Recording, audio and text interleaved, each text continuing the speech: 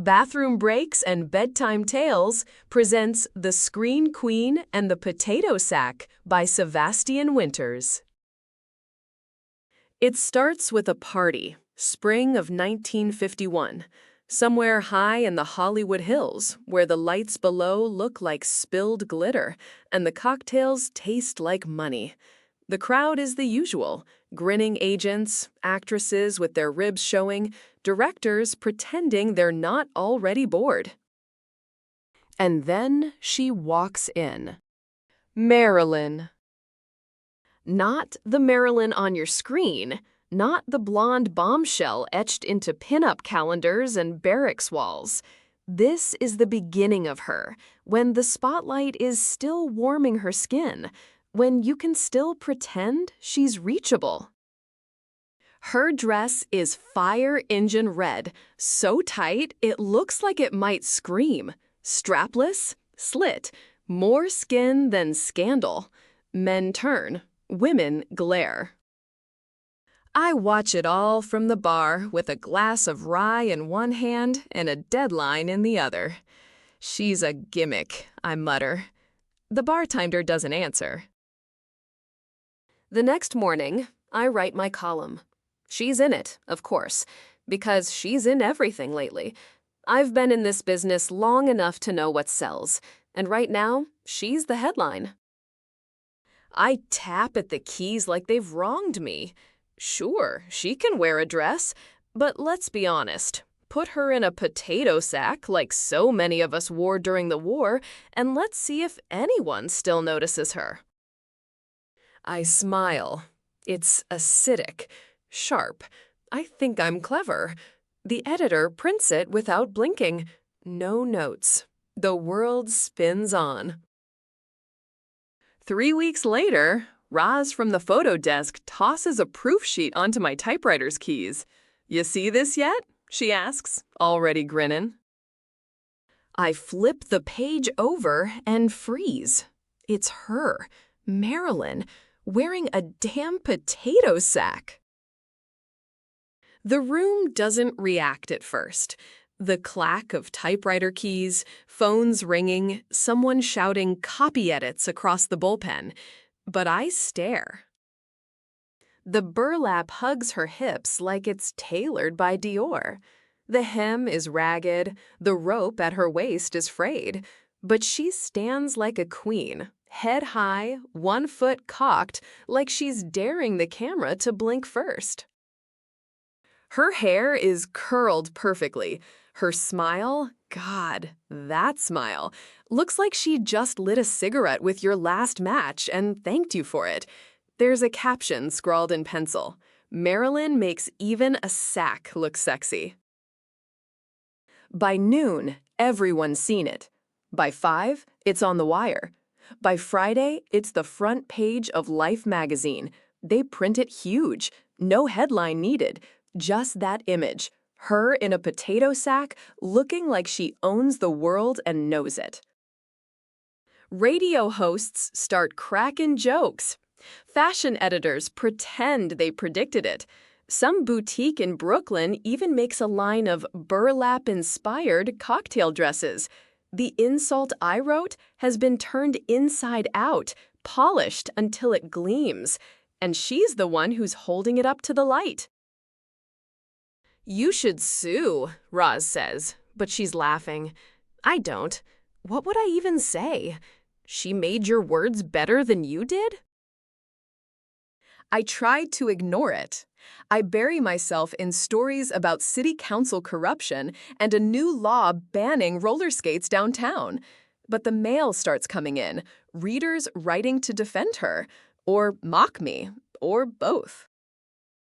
One letter, typed in neat blue ink, reads, "I wore flour sacks during the war. My mother embroidered flowers on them to make us feel less poor. Marilyn's no joke. She's a tribute." I don't show it to anyone. I fold it 3 times and put it in my purse. I don't know why. Then comes the night I see her again. Another party. This one more exclusive. Fewer studio hands, more senators. The drinks are better, the lighting dimmer. She arrives late. The room stills. She's not wearing a potato sack this time, but she doesn't need to. The myth is already stitched into her silhouette. She makes her way through the crowd like she's underwater and everyone else is floating debris.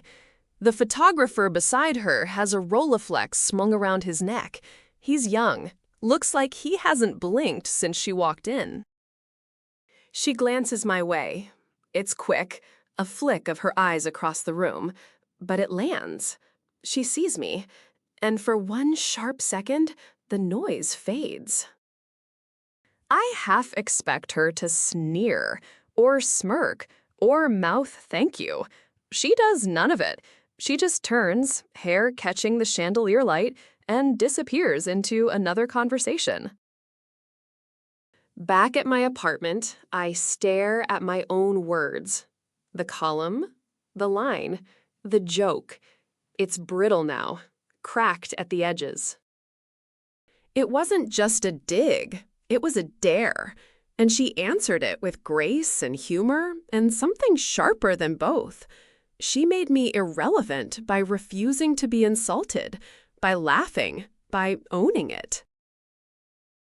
I dream of my mother that night.